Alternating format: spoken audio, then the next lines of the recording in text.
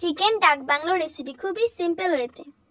তো আমি দুটো টমেটো, মিডিয়াম সাইজে দুটো পেঁয়াজ আর 8-10টা কাঁচা লঙ্কা, 3টে আলুকে কেটে রেখেছিলাম।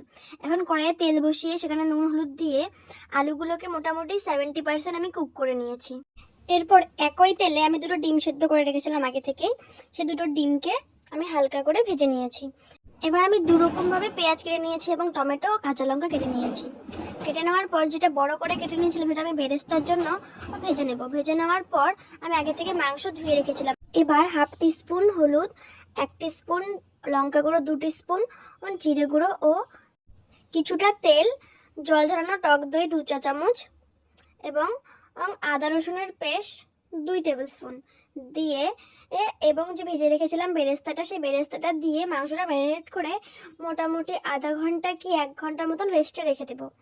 রেস্টে রাখার পর বেরেস্তা ভাজা তেলে ফোড়ন দিয়ে দিতে হবে। গোটা জিরে, শুকনো লঙ্কা, তেজপাতা ও গোটা গরম মশলা দিয়ে করে কুচনো পেঁয়াজটা দেওয়ার পর মোটামুটি লাল লাল করে ভেজে নেওয়ার পর আর টমেটো, কাঁচা লঙ্কা, কিছুটা রসুন দেওয়ার পর একটু সামান্য জল দিয়ে ঢাকা দিয়ে দিতে হবে।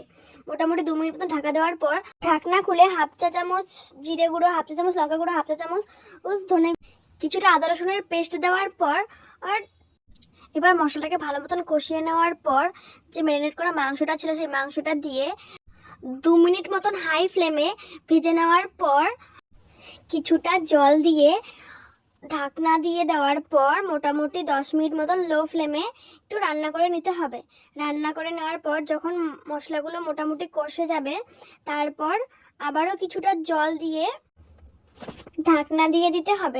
এবার ঢাকনাটা খুলে মোটামুটি 10 মিনিট মতন রান্না করে নেওয়ার পর কিছুটা কুচনো ধনেপাতা ও ভেজে রাখার যে ডিমগুলো ছিল সেই ডিমটা দিয়ে মোটামুটি 5-6 মিনিট রান্না করে নিতে হবে। রান্না করে নেওয়ার পর একটা আমুল বাটার, আর যার কাছে ফ্রেশ ক্রিম থাকবে সেই ফ্রেশ ক্রিম দিতে পারো। আমার কাছে ফ্রেশ ক্রিম ছিল না, শুধু তাই আমি বাটারটা দিয়েছি। এবার তোমরা মোটামুটি 2 মিনিট মতন রেখে নামিয়ে নিলেই রেডি চিকেন ডাক বাংলো। এবার তোমরা ভাত, রুটি, পরোটা সব কিছু সাথে খেতে পারবে।